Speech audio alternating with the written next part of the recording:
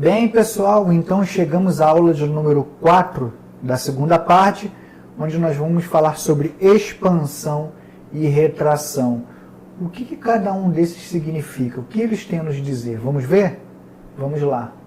Então, o corpo se expande quando se sente adaptado e se retrai quando se sente ameaçado. Então, no reino animal você vê isso. Aqui um exemplo de um baiacu, aqui aquele sapo, né, que se expande, não sei o nome dele. Aqui um gato, quando ele passa por um nervoso, olha o que acontece com ele. E o contrário também acontece. Nós vemos aqui a retração de um caramujo, por exemplo, vemos a retração aqui de uma tartaruga. Agora, no que diz respeito ao indivíduo, ao ser humano, não é diferente não, pessoal. Quando nós nos expandimos, tomamos mais espaço. É sinal de que nós estamos mais adaptados, nós estamos mais à vontade. Ou então nós queremos reivindicar esse espaço. Então olha esse exemplo aqui, olha. O homem aqui, ele está com a mão na cintura e com os braços abertos aqui assim.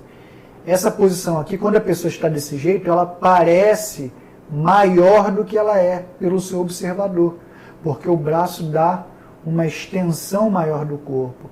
Outra coisa aqui é a perna, olha aqui a distância uma da outra.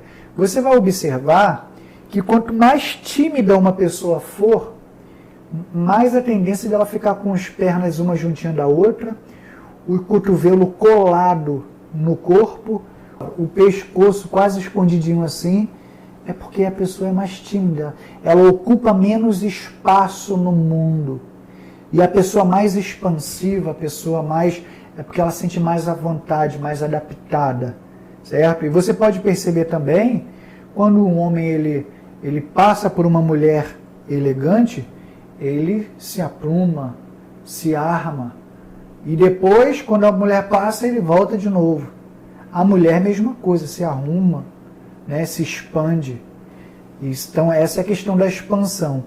E o máximo da retração é a posição fetal, né, que tem algumas pessoas que, quando elas entram em estado de choque, elas se fecham, é um desejo inconsciente de retornar à vida intrauterina, onde tinha mais,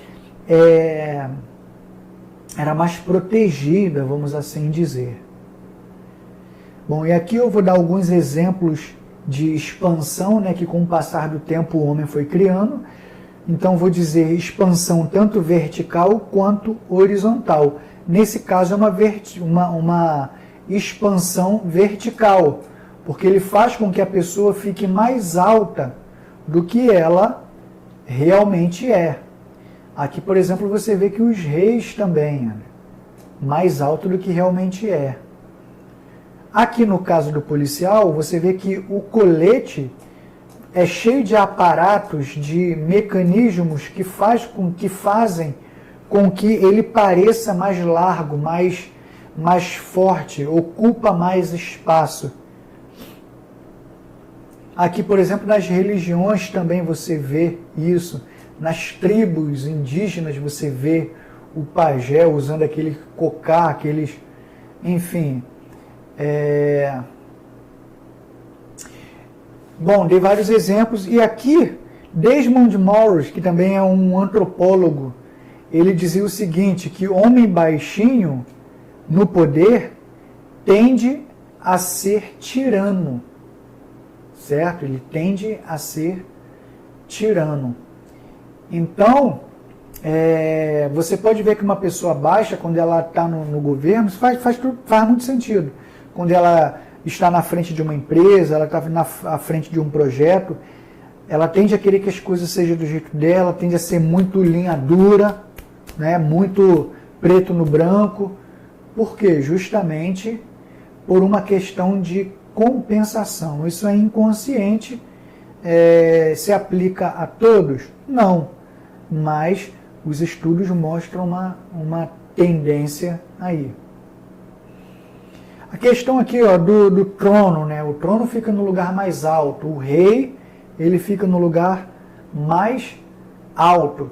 E isso pode acontecer também no meio corporativo. Você vê que os maiores diretores, enfim, os executivos, eles tendem a ficar nas partes mais superiores, nos andares mais superiores de uma edificação.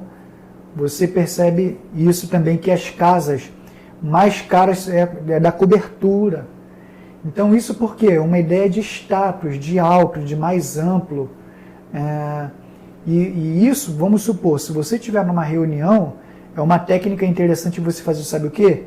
Aumentar o tamanho da sua cadeira. Se você tiver como mexer na parte de baixo da cadeira e elevar, aumenta. Eu já usei muito essa técnica. Isso é uma mensagem que você manda inconscientemente, certo? Então use e abuse. Aqui você já vê o contrário. Uma pessoa, quando ela se inclina para outra, ela está reconhecendo a soberania da outra, ela está reconhecendo a outra como uma autoridade, ela está reconhecendo que a outra é maior do que ela, mas não no sentido de guerra, de briga, no sentido de respeito, de honraria. E por isso que muito se usa essa posição de prostração nas religiões. O ficar de joelhos também. Então está dentro desse contexto aí.